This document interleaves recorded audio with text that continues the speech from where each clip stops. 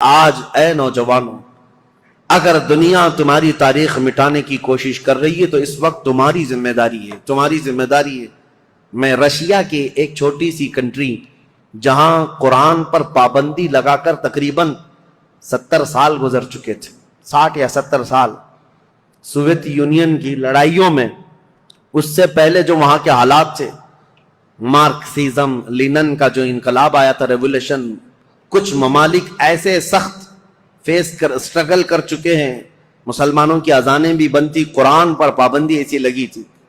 ایک ہمارے اس تاریخ کو بیان کرنے والے ایک عالم دین ہے، انہوں نے کہا کہ اس ملک میں جانا ہوا تھا، مسجد نام کی کوئی چیز ہی نہیں تھی۔ ایک جگہ گئے بازار میں تو لوگوں سے معلوم کیا کہ آج جمعہ ہے، کہیں نماز ہے، تو دکان میں بیٹھا ہوا آدمی ہاتھ پکڑ کر لے گیا، ایک دروازہ کھولا، اس دروازے کے اندر دروازہ، اس کے بعد جانے کے بعد ایک کمرہ ہے، وہاں پر کچھ لوگ نماز پڑھ رہے ہیں۔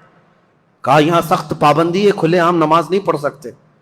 نماز پڑھنے کے بعد علاقے کے لوگوں سے، اس عالم دین ہندوستانی تھے، مل کر کے انہوں نے کہا مسلمانوں پر اتنی سخت پابندیاں ہیں لیکن ہیں مسلمان اب تک، نماز تو پڑھ رہے ہیں تم لوگ چھپ کر ہی صحیح۔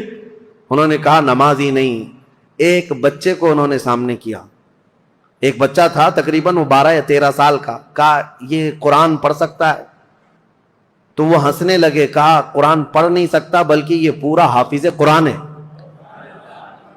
یہ عالم دین کہتے ہیں میں اس کو جگہ جگہ سے قرآن پوچھتا رہا اور وہ قرآن زبانی سناتا رہا۔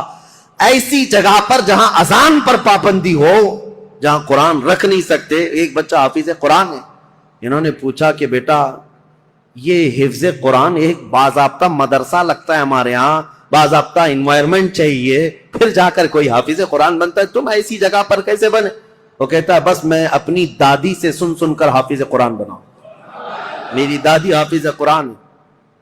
میں یہ مثال صرف اس لیے دینا چاہتا ہوں، اسلام پر چاہے جیسے ہی سخت حالات آ جائیں، اسلامی سپاہیوں نے اپنے بچوں میں اسلام نسل کرنے کا جب بیڑا اٹھا لیا ہے، دنیا کی عظیم طاقتیں بھی اسلام کو کچھ نہ کر سکی۔ آج وہ ذمہ داری تمہیں اٹھانے کی ضرورت ہے۔ تم یہ مت دیکھو کہ کہاں کیا بدلا جا رہا ہے، سوشل میڈیا پر اور یا اسکولوں کے نصاب میں، سیلیبس میں اور فلموں میں جو ہمیں فلما کر کے دکھایا جا رہا ہے، لوگ احتجاج کر کر کے بول رہے ہیں نا کہ اسلام پر ٹارگٹ ہے۔ ہزار کرنے دو انہیں، یا آج سول کوڈ کی بات لے کر کے مسلمانوں کے قوانین بدلنے، یہ سب حالات آئیں گے، سخت ترین حالات آئیں گے۔ ظالموں کو تو اپنا ظلم دکھانا ہی ہے، لیکن اے غیور نوجوانوں تمہاری ذمہ داری ہے، تم اپنے کندھوں پر یہ بیڑا اٹھا لو۔ ہم دنیا کے درپردہ یا دنیا کے بھروسے پر اپنے بچوں کو نہیں رکھیں گے، ہم اپنے تاریخ کی سچائیاں اپنے بچوں میں منتقل کرتے جائیں گے۔ یہ گڈی گڑیا کی کہانیاں سنانا چھوڑ دو، اپنے بچوں کو لو، رات میں بیٹھ کر میرے آقا کی اور صحابہ اکرام کے ایمان افروز واقعات سناؤ، پھر ہمیں کچھ فرق نہیں پڑتا کہ ظالم طاقتیں کیا کیا منصوبے بنا رہی ہیں۔